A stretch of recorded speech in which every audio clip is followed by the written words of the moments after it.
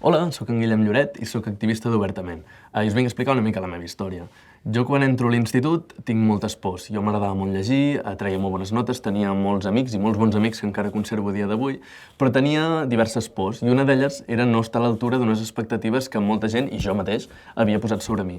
I llavors jo feia, però em costava arribar a la perfecció en exàmens. Feia i em costava arribar a la perfecció en relacions amoroses, perquè era impossible no cagar-la i estar en aquesta vida perfecta que jo somiava.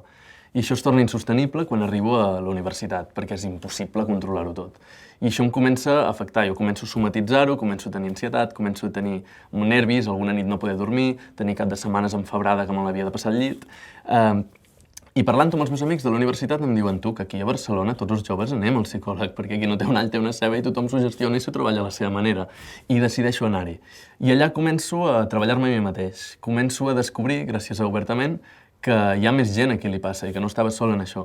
I començo a identificar coses que em passaven i que, vist ara i poder-los posar nom, m'ajuda a veure que no era jo, no? Que tota aquesta insatisfacció que jo sentia de coses que abans m'haurien d'agradar molt i que ara era impossible gaudir-ne, no era culpa meva, que no era culpa meva estar insatisfet.